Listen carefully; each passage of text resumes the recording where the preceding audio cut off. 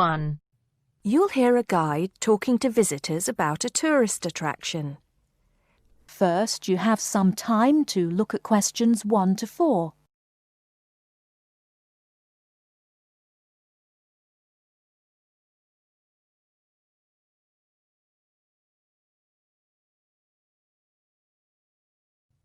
Now listen carefully. Good morning, everybody. Welcome to the Roman baths. My name's Amanda, and I'm your guide for today. Before we begin the tour, I'd like to point out that we have child carriers, free of charge, of course, for those of you with young children, and I can see that there are 1 or 2 of you here this morning. It might make things a bit easier for you than using a pushchair. If you don't want to carry your coats and bags around with you, there is a cloakroom behind reception where they'll be quite safe. Also, should anyone want to use the bathroom, there's one here in the reception hall, opposite the ticket office, and another one by the shop where we end our tour, right by the exit. Having mentioned the shop, I should tell you that it's full of interesting things for you to remember your visit by. Posters, postcards, replicas of the Gorgon's head, the Haruspex stone, and the statues that you'll be seeing on your tour. There are also games, books and videos for children and other souvenirs. Our first stop will be the terrace, where you will get your first view of the baths. Now, the statues that line the terrace here are of Roman emperors, governors of Britain and various military leaders. These aren't from Roman times either. In fact, they were sculpted in 1894, especially for the grand opening of the baths in 1897. But what you can see from here is only a fraction of the whole Roman bath site, which stretches below ground level under the surrounding streets and squares of the town. While we're here on the terrace, getting our first look at the baths, let me fill you in on a bit of the history. This site, with its hot springs, has long been seen as a sacred place, and the first people to build here were the Celts, and the shrine they built was dedicated to the goddess Sulis. Of course, back in those days they had no way of explaining how hot water came to be bubbling out of the ground, so they believed it to be the work of the gods. When the Romans came, they too built a temple here and dedicated it to their goddess, Minerva. Before you hear the rest of the conversation, you have some time to look at questions 5 to 10.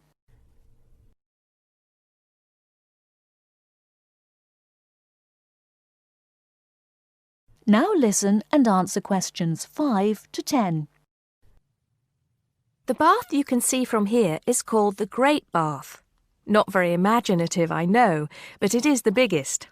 Impressive, isn't it? At one time it was housed in a huge vaulted hall 40 metres high, which for many people of the period must have been the largest building they'd ever seen in their lives. The bath itself is 1.6 metres deep, ideal for bathing, and has steps leading down to the water on all sides. The niches or alcoves you can see all around the bath would have had benches and possibly small tables for drinks and snacks. Not a bad way to spend your free time, relax, and tell yourself it's all good for your health. Let's move on to our next stop, the Sacred Spring. This is the heart of the site, where the hot water bubbles up from the ground at a temperature of 46 degrees centigrade. The water comes up from a depth of between roughly 2,500 and 4,500 metres, where geothermal energy raises the water temperature to between 64 degrees and 96 degrees. Over 1 million litres of this hot water rise up here every day, and as well as being hot, the water is rich in minerals, and it was thought it would cure various ailments and illnesses. In fact, people came here from all over the Roman Empire to try out its healing powers.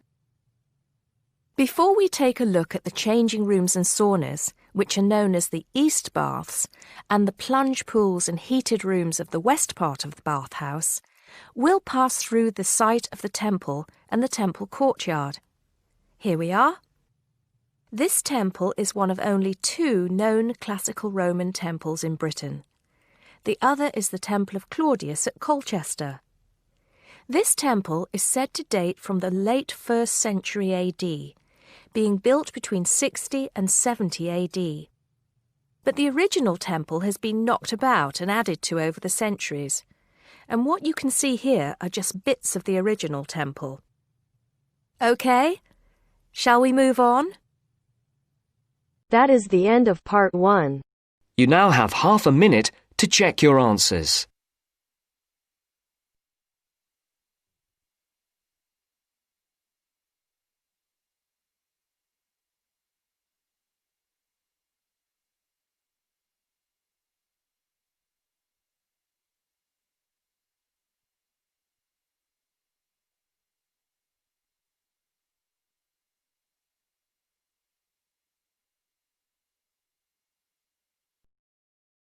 Now turns to part 2.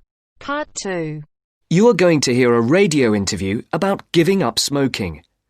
First, look at questions 11 to 13.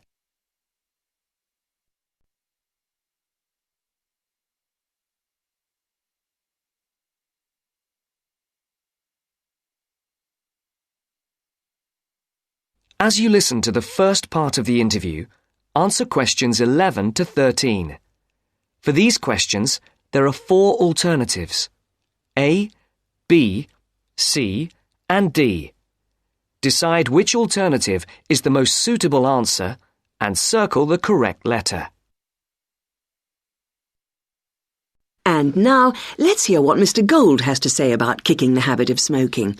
It was connected with wanting to change your life and your desire to become an actor. Is that right, Mr. Gold? Yes. So, can you tell our listeners a bit more about how you managed to give up? Well, I enrolled on a variety of evening courses where I found I wasn't able to do the warm-up sessions. Bending down to touch my toes made me breathless. Even though I hated to admit it, the problem wasn't so much my sitting around all the time, but my 15 to 20 a day smoking habit. If I'd been able to limit myself to 3 or 4 cigarettes a day, there'd have been no problem, but I was seriously addicted.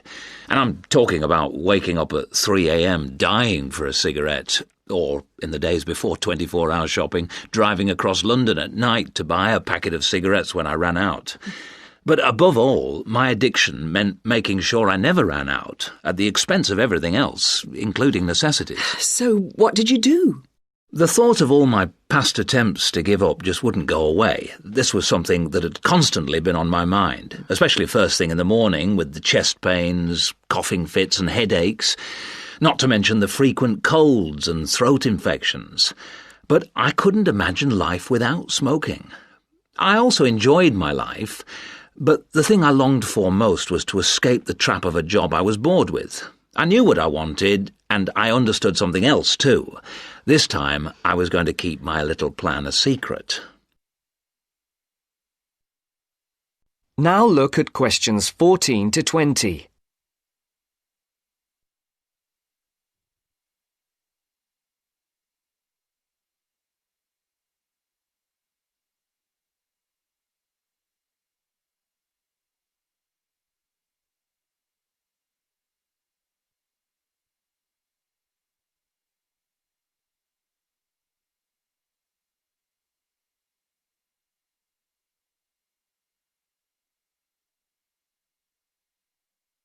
As the interview continues, complete the sentences.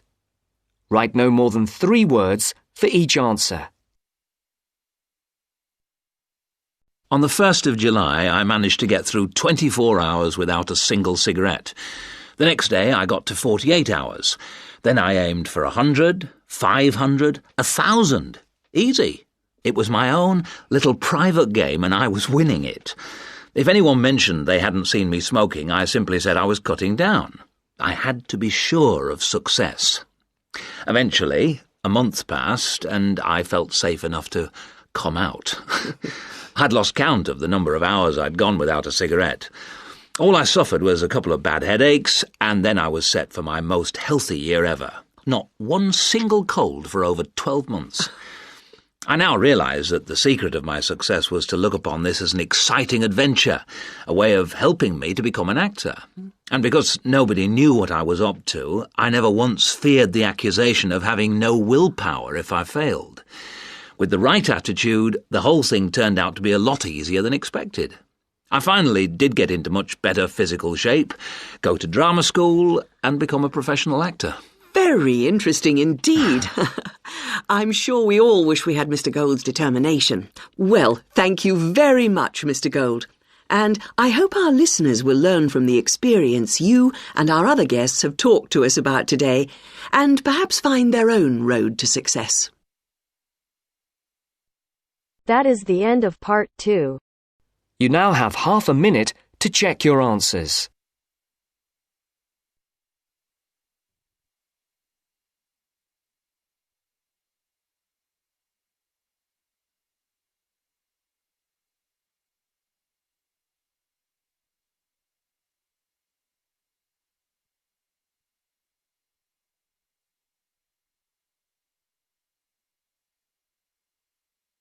Now turns to part 3. Part 3. You are going to hear a conversation on rivers. First, you have some time to look at questions 21 to 25.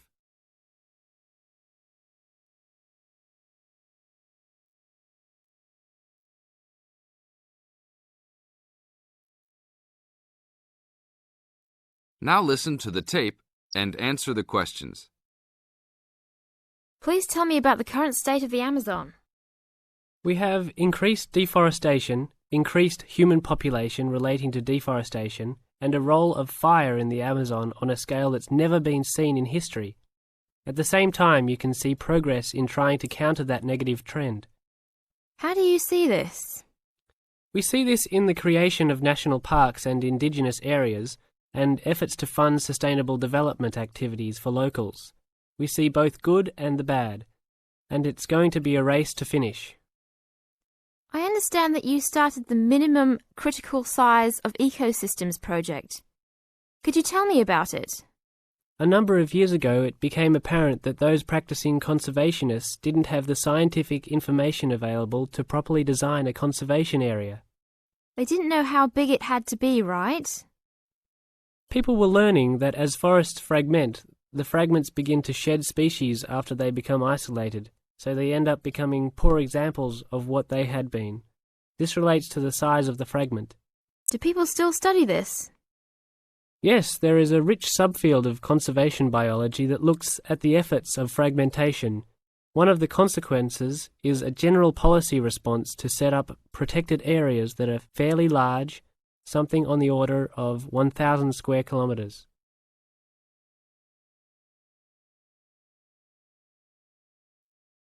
Now look at questions 26 to 30.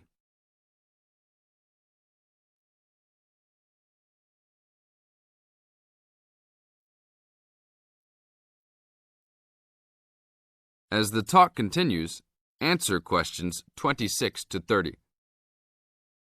Can you talk a little bit more about the forest fragmentation? As habitats are destroyed, they are accompanied by habitat fragmentation. So when 50% of a forest is lost, the remaining 50% being is not one large block, but smaller pieces, which makes the conservation problem even worse than saying that 50% has been lost. And this affects not just forest, but species diversity, correct? In terms of species loss, we can't give you precise numbers about how many species are lost because of these fragmented landscapes, but we're beginning to get close to where we can make that estimation. And so one of the policy responses to all of this, beyond just trying to create large protected areas, is to try and reconnect the fragments. You've been active in many projects studying the Amazon region over the years. Can you tell us about that process of understanding the Amazon? When people first started looking at conservation priorities, there was not much information about the geography of plant and animal species. One of the first clues was an analysis done in 1969. This looked at bird species and found geographic clusters of species which occurred nowhere else. and those are priority areas for conservation. Was this when people began prioritising refuges? Yes, it was the first time that someone looked basin-wide at priorities, giving priority to so-called refugean areas. Was this when the new trend to use geographic information systems, or a GIS, started? That was in 1990 after we worked out a whole set of biological and conservational priorities and produced a big map using GIS. What are some of the things that GIS does? Well, there are several advantages of using a geographic information system. First, you can continually update the system so that it's now a constantly changing picture. You can actually watch changes. Then you can include large amounts of data, including information about the vectors of development. Roads, railroads, pipelines, hydroelectric projects, etc. And finally, because it is accessible on the internet, it makes this information available to anyone who's interested. That is the end of part 3. You now have half a minute to check your answers.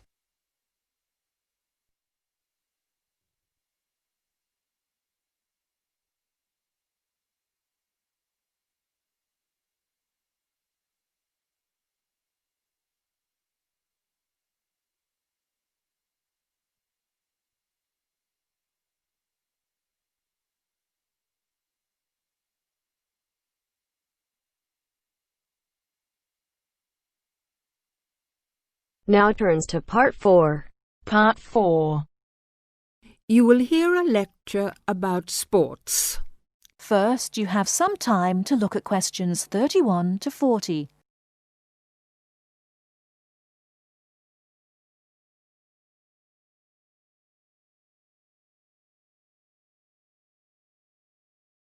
Now, listen carefully and answer questions 31 to 40. Not all people like to work, but everyone likes to play. As sports help people live happily, they help to keep people healthy and feeling good. When people are playing games, they move a lot. This is good for their health. Having fun with their friends makes them happy. So all over the world, men and women, boys and girls enjoy sports. Since long ago, adults and children have called their friends together to spend hours, even days, playing games. Sports usually take a variety of forms. Organised competitions, which draw huge crowds to cheer their favourite team to victory, athletic games, played for recreation anywhere sufficient space is found, and hunting and fishing. Most sports are seasonal, so that what is happening in sports depends on the time of the year. As sports change with the season, people often do not play the same games in winter as in summer. If you want to know what others' favourite sports are, first of all, you should find where they live. Generally speaking, people in hot areas are fond of swimming, while people in cold places love skiing or skating. In this case, surfing is believed to be an important sport in Hawaii.